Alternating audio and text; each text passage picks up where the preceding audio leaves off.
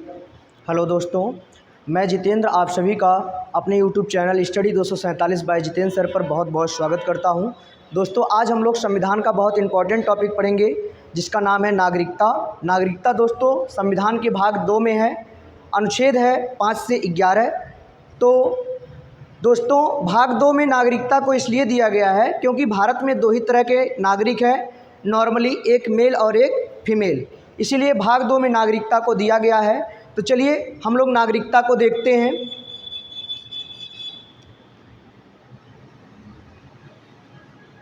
भाग 2 अनुच्छेद 5 से 11 नागरिकता।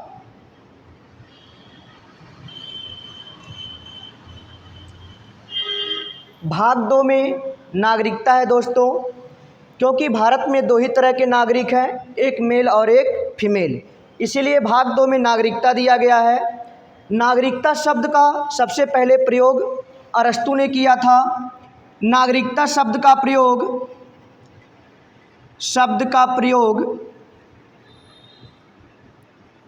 सबसे पहले अरस्तू ने किया था दोस्तों। नागरिकता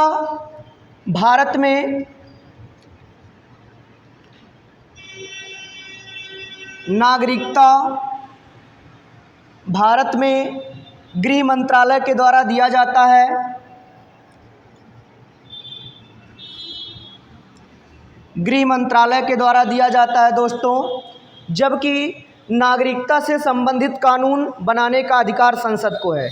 नागरिकता देने का अधिकार गृह मंत्रालय के पास है, जबकि नागरिकता से संबंधित विधि बनाने का अधिकार दोस्तों संसद के पास है। नागरिकता से संबंधित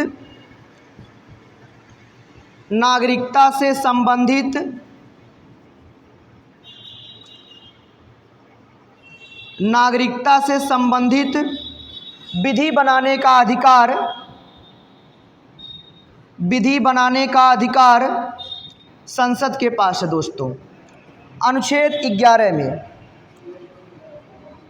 11 में नागरिकता से संबंधित विधि बनाने का अधिकार संसद को दिया गया है, जबकि नागरिकता गृह मंत्रालय के द्वारा दिया जाता है।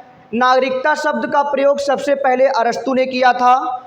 भारत में एकल नागरिकता का प्रावधान है दोस्तों, ब्रिटेन के समान। भारत में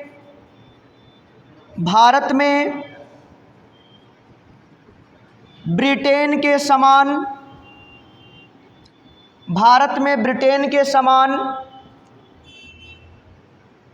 एकल नागरिकता का प्रावधान है। भारत में ब्रिटेन के समान एकल नागरिकता का प्रावधान है दोस्तों, जबकि अमेरिका में दोहरी नागरिकता है। अमेरिका में दोहरी नागरिकता है दोस्तों। वहीं स्विट्जरलैंड में तिहरी नागरिकता है।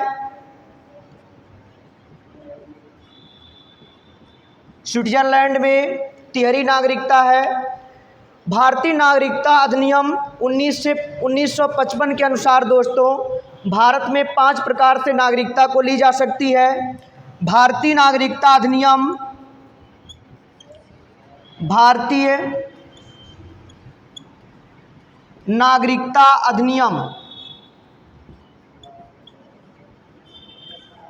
1955 के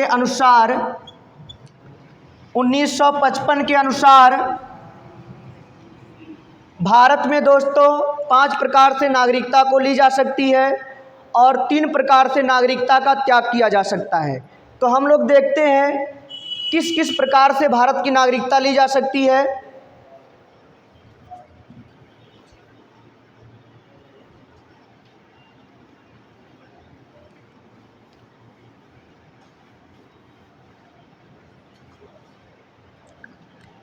पहला है दोस्तों जन्म के आधार पर दूसरा है वंश परंपरा के आधार पर। तीसरा है दोस्तों पंजीकरण के आधार पर। पंजीकरण के आधार पर। पंजीकरण के आधार पर। चौथा है दोस्तों देशीयकरण के आधार पर। देशीयकरण के आधार पर। पांचवा है दोस्तों भूमि अर्जन के आधार पर। भूमि अर्जन के आधार पर।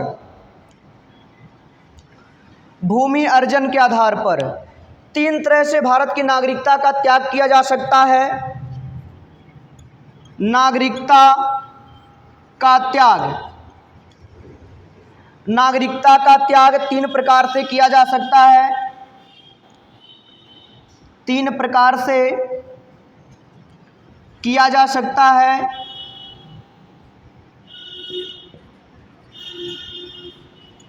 तीन प्रकार से किया जा सकता है दोस्तों। तो चलिए एक एक करके हम लोग देखते हैं।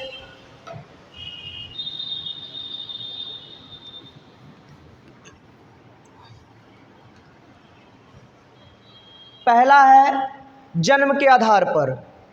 दोस्तों 26 जनवरी 1950 या उसके बाद अगर किसी व्यक्ति का जन्म भारत में हुआ है तो वो भारत का नागरिक कहलाएगा।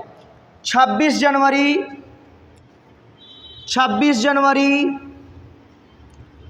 1950 ईस्वी या उसके बाद अगर किसी व्यक्ति का जन्म भारत में हुआ है तो दोस्तों भारत का नागरिक कहलाएगा। अगर किसी व्यक्ति का जन्म भारत में हुआ है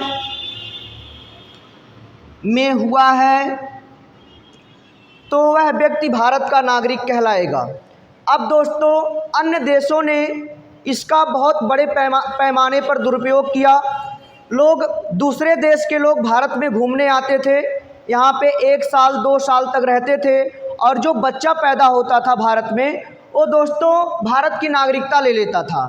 तो इसका बहुत बड़े पैमाने पर दुरुपयोग किया गया पाकिस्तान के द्वारा। पाकिस्तान के लोग यहाँ पे घूमने आते थे, 2 साल 3 साल तक यहाँ पे रहते थे और जो बच्चा पैदा होता था दोस्तों उसको भारत की नागरिकता मिल जाती थी। तो दोस्तों 1986 में नागरिकता अधिनियम आया। 1986 ईस्वी में नागरिकता अधिनियम आया। 1986 में नागरिकता अधिनियम आया और इस अधिनियम के तहत नियम बना दिया गया कि भारत में जन्मा व्यक्ति वही भारत की नागरिकता पाएगा जिसके माता पिता में से कोई एक भारत का नागरिक हो।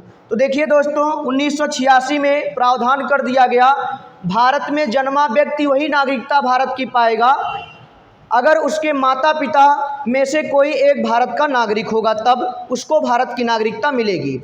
तो सानिया मिर्ज़ा का दोस्तों अभी जो बच्चा पैदा हुआ है हैदराबाद में, तो सानिया मिर्ज़ा तो भारत की नागरिक हैं।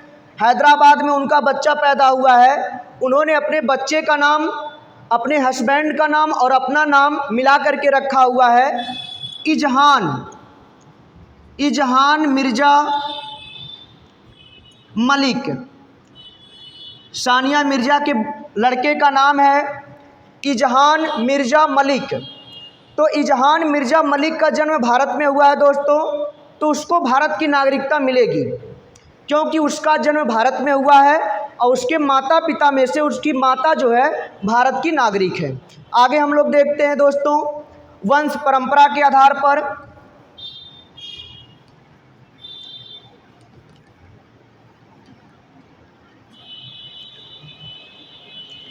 वंश परंपरा के आधार पर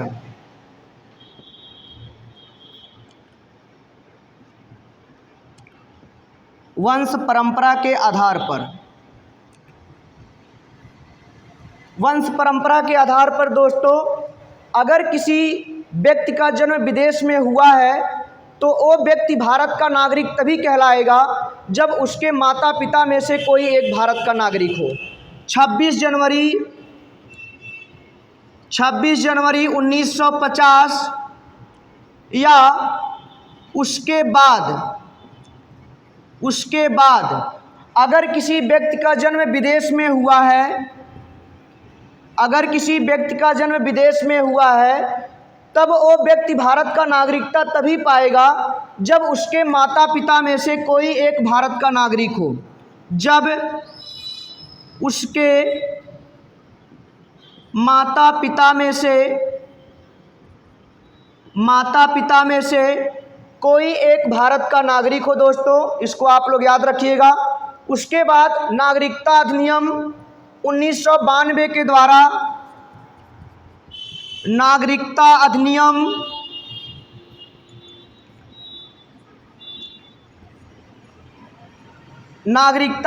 1992 के द्वारा माता के भी नागरिकता के आधार पर नागरिकता बच्चे को दिया जाने लगा। दोस्तों 1992 से पहले सिर्फ पिता अगर भारत का नागरिक होता और उस बच्चे का जन्म विदेश में होता तो पिता के आधार पर भारत की नागरिकता मिलती थी, लेकिन 1992 से माता और पिता में से कोई एक अगर भारत का नागरिक होगा तो भारत की नागरिकता उस बच्चे को मिलेगी। अब जैसे सानिया मिर्जा का बच्चा है, उसका जन्म अगर पाकिस्तान में हुआ होता तो भी वो बच्चा भारत की नागरिकता पाता, क्योंकि उसके माता पिता में से उसकी माता भारत की नागरिक है। इसको आप लोग याद रखिएगा दोस्तों। आगे हम लोग देखते हैं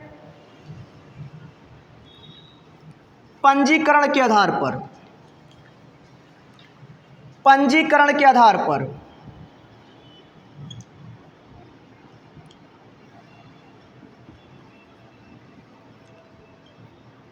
पंजीकरण के आधार पर नागरिकता, पंजीकरण के आधार पर नागरिकता तब दी जाती है दोस्तों जब किसी बच्चे का जन्म भारत में होता है और उसके माता पिता में से कोई भारत का नागरिक नहीं होता है, तो ऐसे बच्चे को पंजीकरण के माध्यम से भारत की नागरिकता दी जाती है। 5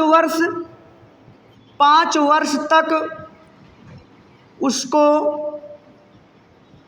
भारत में रहना होता है। उसके बाद वो पंजीकरण के माध्यम से भारत की नागरिकता को ले सकता है। दूसरा, ये तो पहला पॉइंट हो गया।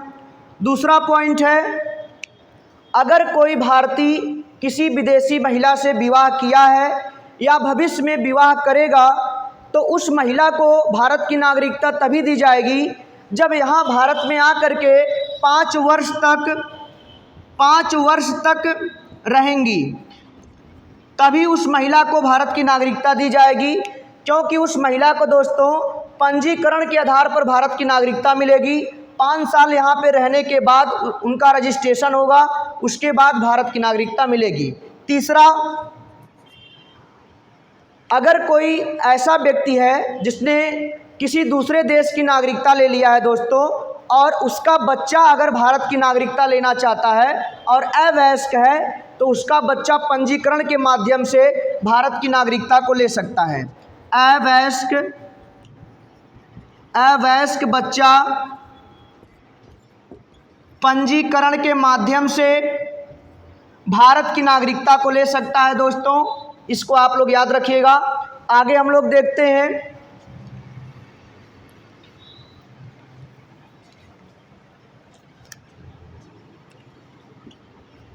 देशीयकरण के आधार पर। देशीकरण के आधार पर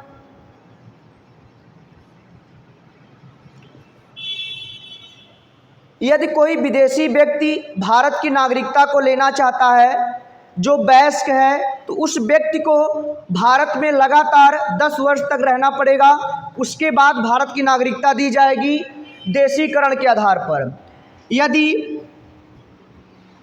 यदि किसी विदेशी को भारत की नागरिकता लेना है और वह व्यक्ति वयस्क है, तो उस व्यक्ति को लगातार भारत में 10 वर्ष तक रहना पड़ेगा, तब जाके दोस्तों उसको भारत की नागरिकता मिलेगी। इसको आप लोग याद रखिएगा। 5वां नियम है भूमि अर्जन। भूमि अर्जन, यदि भारत सरकार किसी भूमि को अर्जित करती है, अपने देश के सीमा के अंदर मिलाती है, तो दोस्तों वहाँ पे निवास करने वाले व्यक्तियों को स्वतः भारत की नागरिकता मिल जाती है। तो जैसे हो जाएगा आपका सिक्किम हो जाएगा दोस्तों, हो जाएगा गोवा, पांडिचेरी,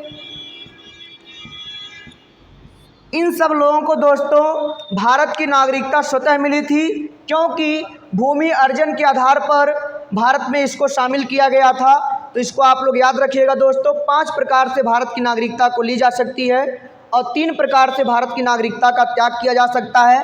तो उसको हम लोग देखते हैं कौन सा वो 3 प्रकार है जिससे भारत की नागरिकता का त्याग किया जा सकता है। पहला है नागरिकता का त्याग। नागरिकता का त्याग पहला है, यदि युद्ध के दौरान हम शत्रु का साथ देंगे तो हमारी नागरिकता भारत सरकार के द्वारा छीन ली जाएगी। कोई भी व्यक्ति अगर युद्ध के दौरान शत्रु का साथ देता है तो भारत की नागरिकता को छीन लिया जाता है। युद्ध के दौरान यदि कोई व्यक्ति शत्रु का साथ देता है तो भारत सरकार के द्वारा उसकी नागरिकता को छीन ली जाती है। दूसरा नियम है, यदि कोई व्यक्ति किसी दूसरे देश की नागरिकता को ग्रहण कर लेता है तो भारत की नागरिकता स्वतः समाप्त हो जाती है। यदि कोई व्यक्ति किसी दूसरे देश की नागरिकता को ग्रहण कर लेता है तो भारत की नागरिकता स्वतः समाप्त हो जाती है। तीसरा है यदि कोई व्यक्ति लगातार 7 वर्ष से अधिक किसी दूसरे देश में रहता है तब भी दोस्तों उसकी नागरिकता समाप्त हो जाती है।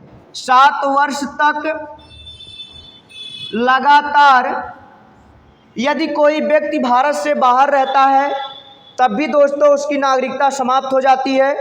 तो हम लोगों ने दोस्तों नागरिकता को बहुत अच्छे से कंप्लीट किया। अगर आप लोगों को दोस्तों वीडियो पसंद आए तो प्लीज़ आप लोग लाइक और शेयर सब्सक्राइब ज़रूर करिए। ठीक दोस्तों, आज के लिए इतना ही।